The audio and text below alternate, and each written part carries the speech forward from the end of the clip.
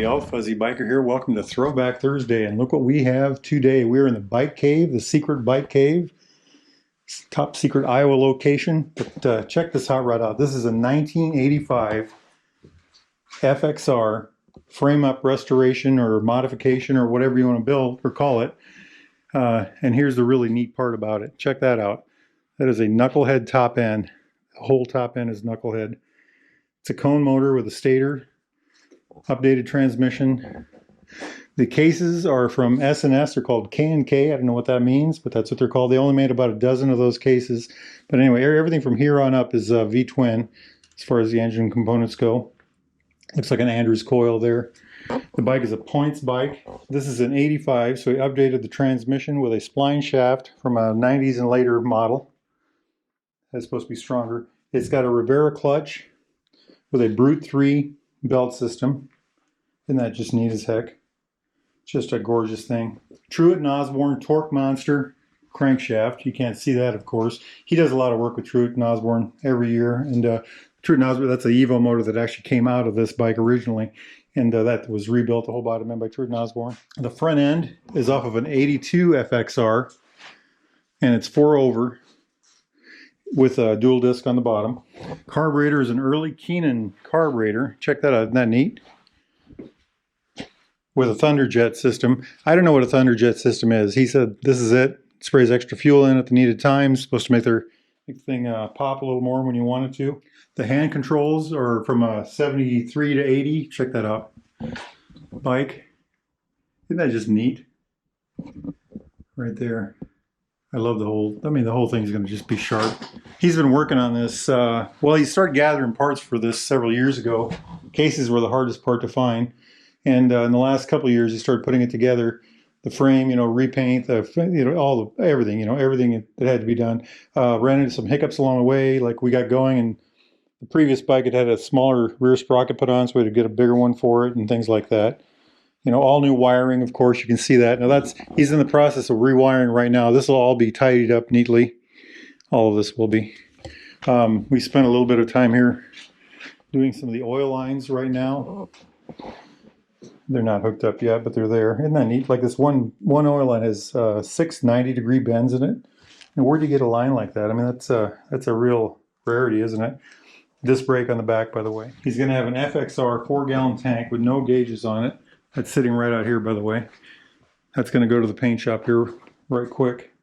That's going to take some time. We think, how paint shops are, we think that's going to be 3 months, 2-3 months once it's delivered.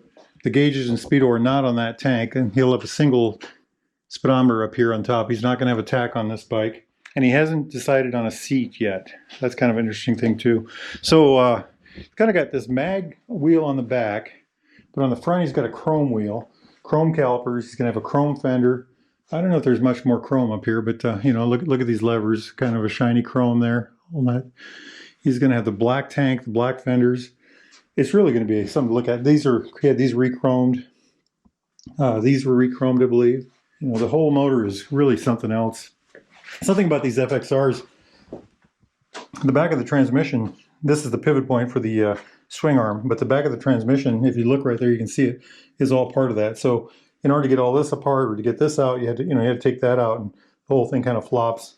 And there's big rubber bushings in there, by the way, and then the rubber bushing in the front.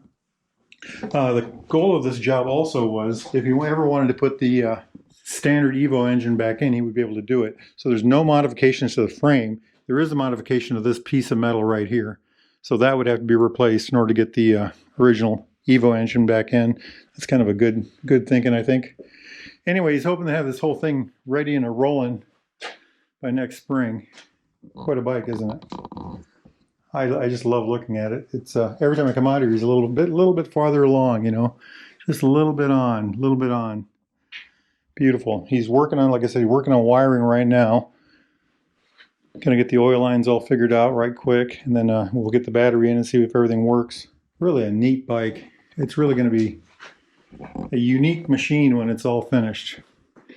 Now, I said there were 12 sets of these cases made, or at least that's what we were told.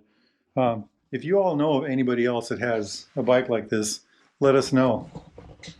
Send pictures, something. It'd just be interesting to know how it goes.